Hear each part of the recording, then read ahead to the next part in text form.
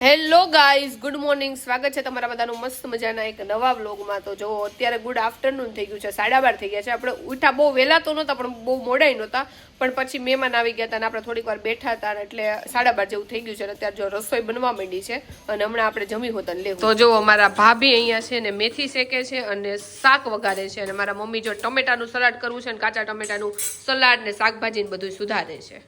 તો અત્યારે જો રસોઈમાં છે મિક્સ શાક અને રોટલી. તો આજે છે ને કેટલા દિવસે આપણે ચાંદલો અને સેથો પૂર્યો છે. તો જુઓ ચાંદલો કેટલો મસ્ત લાગે છે. મારે છે ને એના કરતા એમ લાગે મારા ભાભીને મારાથી 1 નંબર સાઈઝ છે નાની છે, એટલે જો આપણે ચાંદલો કર્યો છે. સેથાનો કલર એ મસ્ત છે. તો આજે મેં છે ને ટ્યુનિક પહેર્યું હતું તો મેં કીધું લાય આપણે છે ને સેથો પૂરી લઈ, તો મોઢું કેટલું મસ્ત લાગે. તો અર્થુભાઈ જો આજે સ્કૂલેથી આવ્યા ને તો ભાઈને ઉલટી થઈ હતી, એટલે જો નવડાઈ ધોડાઈ દીધો છે ને. કઈ ખાવા નથી દેવાનું, ખાલી જોઈને દહીં થોડું ખાવા આપ્યું છે. અર્થુ તને ક્યારનું એવું થતું હતું? 6 પીરિયડ થી. તો પછી તમને એવું થાય તો તમારે શું કહેવાનું મેમને? લોચા વળે. તેવું કીધું તું કે નહોતું કીધું મેમને? નહોતું કીધું. નકર શું કરે તમને? રૂમમાં પછી લઈ જઈને શું કરે? હુવડાઈ દે.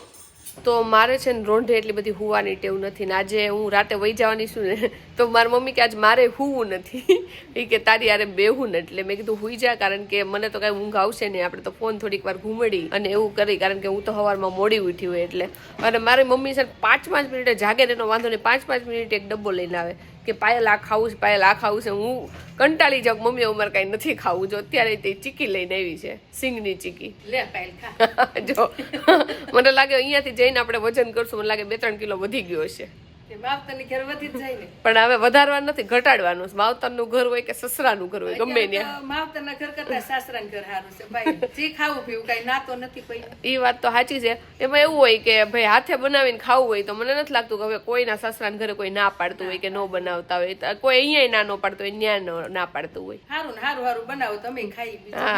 હું ગીતાબેન બે ખાઈ. અને અહીંયા અમારા ઘરે કેવું છે ને તમને કહી દઉં કે બધાને ઘરે એવું હશે કે દીકરી આવે ને એટલે મમ્મી એમ કે તમે બેસો આરામ કરો, પણ અમારી મમ્મી છે ને હું આવું કે મારા બેન આવે કે ગમે એ આવે એ છે ને એમ જ કે ભાભીને હારોહાર કામ કરાવો. જ્યારે અમે પહેલાં મારા લગ્ન નહોતા ત્યાં પહેલાં અહીંયા રહેતા ને તો અમારે ફિક્સ જ હતું કે રોજ બપોરની રસોઈ તો છે ને મારે ટ્વિંકલને જ બનાવવાની, રાતની મારા ભાભી બનાવતા, બપોરની ફિક્સ અમારે જ બનાવવાની. અને અત્યારે હોતા મારા ભાભી કામ કરતા હોય એટલે મારી મમ્મી તરત કહે જો કે આપણે કરાવી જેવું નહીં કે આપણે ન કરાવી, પણ કોઈક વાર એમને બેઠા હોય ને ભાભી કદાચ કામ કરતા હોય તો મારી મમ્મી તરત કે તું ભાભીને આ કામ કરાય, ભાભીને આ કામ કરાય.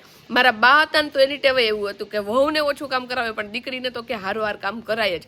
હમણાં જ મારા મમ્મી છે ને મારા ભાભી વઘારેલી ખીચડી બનાવતા હતા, તો મારા મમ્મી છે ને નીચે દૂધ લેવા ગયા હતા, એટલે એ દૂધ લઈને આવ્યા તો મને કે તે ભાભીને કઈ સુધાર આવડ્યું નહીં.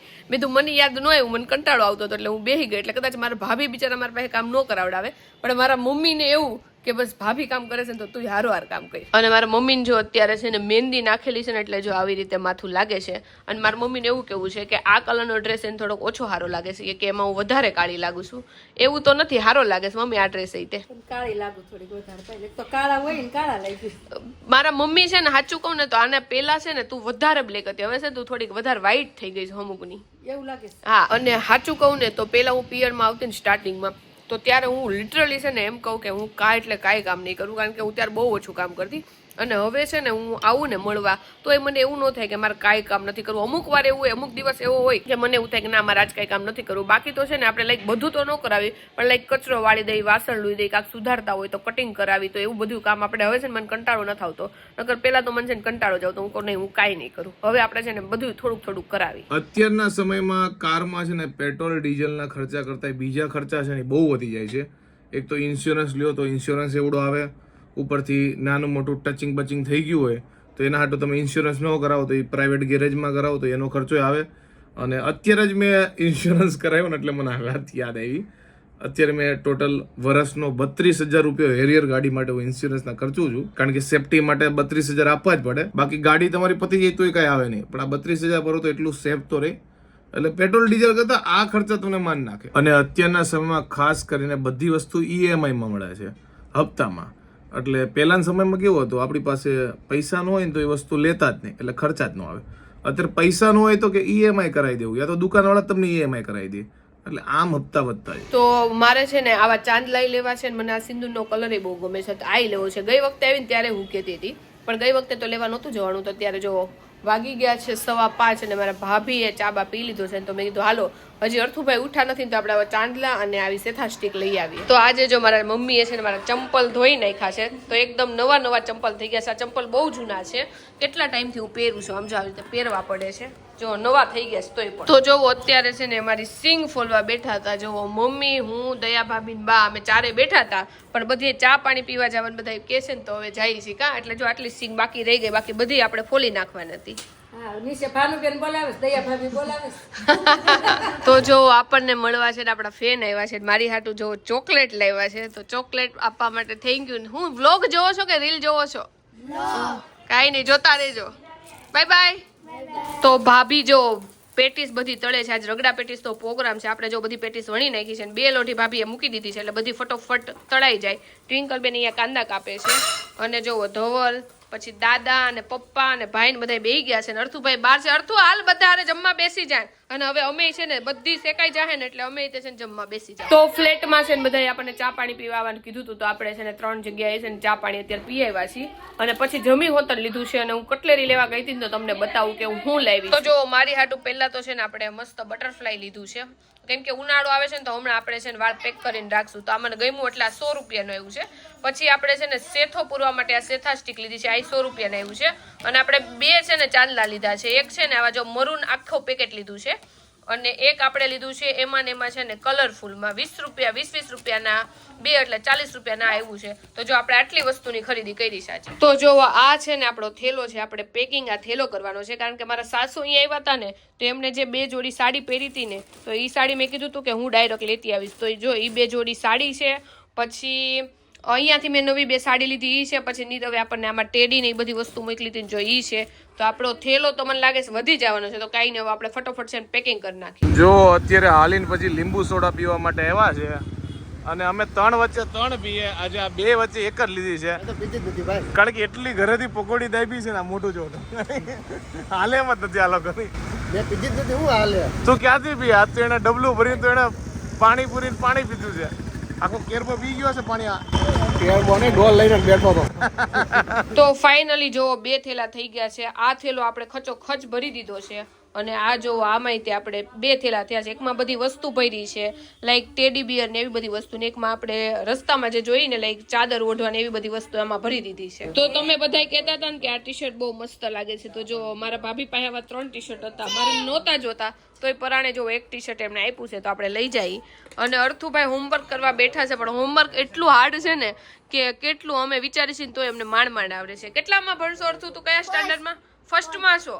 તોય મને તો હાર્ડ લાગે છે, કારણ કે આપણે કોઈ દી નાના છોકરાનું હોમવર્ક ન કરાવતા હોય ને, બહુ મગજ કસીને ત્યારે ખબર પડે કે હું કે છે ને અર્થુ, બહુ હાર્ડ આવે ને તારે. તો અર્થુનું ઘણું બધું હોમવર્ક થઈ ગયું છે અર્થુ, અને એને લાલચ આપી હતી કે મને છે ને મૂકવા અર્થુ આવશે. એટલે છે ને અર્થુએ હોમવર્ક કરી નાખ્યું. મને મૂકવા આવું તારે બસમાં? હારે તારે બેસી જવું બસમાં? નથી બેસવું? કેમ નથી બેસવું? તારે તે સ્કૂલે નહીં જવું પડે હો. કેમ કાંઈ બોલતો નથી? અને મારે જવાનું થયું ને તો અર્થુ છે ને રોવા માંડ્યો તો. એને અર્થુ હમણાં તો રોવા માંડ્યો હતો ને, જો પાછો રોવા મળશે. તારે આયુષ્માન ભેગું એમાં રોવાનું ન હોય. લ્યો જો અર્થુ કેટલો ઇમોશનલ છે. તને હું અહીંયા રહેવા આવું તને બહુ ગમે હે અર્થુ? એમાં રોવાનું ન હોય. ગલી ગલી ગલી ગલી ગલી ગલી ગલી જો રોવા માંડ્યો. અર્થુ ને હવે મારી મમ્મી રોવા મળશે. જો એક હું ને ટિંકલ બે દાંત કાઢી છે, બાકી અર્થુ મારી મમ્મી બે રોવા માંડ્યા. જો આવી તો ખરા મમ્મી, પાછી આવી છો હમણાં.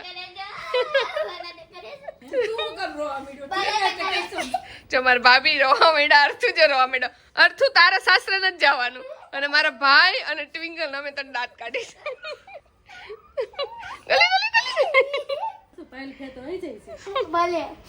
તો જો તમને અહીંયાના લાલા છેલ્લી વાર બતાવી દો. હવે બીજી વાર આવીશ ત્યારે બતાવીશ. જો મસ્ત અત્યારે પોપટી કલરના વાઘા પહેરાવ્યા છે લાલાને. આવજો દાદા. હા અમદાવાદ આવજો હવે. હાલો મમ્મી આવજો, બધા આવજો. હાલો અર્થુ તારી વિદાય નથી થતી. અર્થુ જો બધા કરતા વધુ રોવે છે. એના મમ્મી ને બધા રોવા માંડ્યા. જો રોવા ન હોય મમ્મી. અર્થુ જો પાછો અહીંયા મૂકવા આવ્યો છે, ન્યાય રોવા માંડ્યો છે. અર્થુ ટિંકલ ભી આ સાસરે નથી જતી તો આટલો બધો રોસો. લ્યો શેનું આટલું બધું રોણું આવે છે હે? તો અર્થુભાઈ જો પાછા રોવા માંડ્યા. ખબર નહીં અર્થુ ને આ વખતે કેમ આટલું બધું રોવા આવે છે. અર્થુ ટાટા તો કહી દે બધાને, બધાને બાય બાય કરી દે. અર્થુ બાય બાય. અહીંયા હામું તો જો રાતના વાગ્યા છે 11:15 અને ફાઇનલી ચાલીનું ઘરે આવી ચૂક્યો છે અને આજે આપણે સુખનો સુરતની છેલ્લી રાત છે કારણ કે આવતીકાલે મેડમ આવી જાય છે સવારના પોરમાં બસમાંથી સુરતથી અમદાવાદ અને અત્યારે ઈ બસમાં હું વ્લોગ લઉં છું ત્યારે બેસી બી ગયા છે તો કાંઈ વાંધો નહીં થોડાક ક્ષણો મારા બાકી છે સુખના સુરતના જો કે આ બધી મજાકની વાત છે આવતીકાલેથી હું જાડું તમને લોકોને સાથે વ્લોગમાં જોવા મળશું નવી નવી કોન્વર્ઝેશન કરશું મજાક મસ્તી કરશું તો આવનાર બ્લોગ જોવાનું ભૂલતા નહીં હું અને જાડુ બંને જોવા મળશું સેમ વ્લોગમાં તો મળે નેક્સ્ટ વ્લોગમાં ત્યાં સુધી બાય બાય અને આ વ્લોગ ગમ્યો હોય તો લાઈક કરો કોમેન્ટ કરો મિત્રો સાથે શેર કરો ફેસબુકમાં ફોલો કરો યુટ્યુબ પર સબસ્ક્રાઇબ કરો તો મળીએ નેક્સ્ટ વ્લોગમાં ત્યાં સુધી બાય બાય ગુડ નાઇટ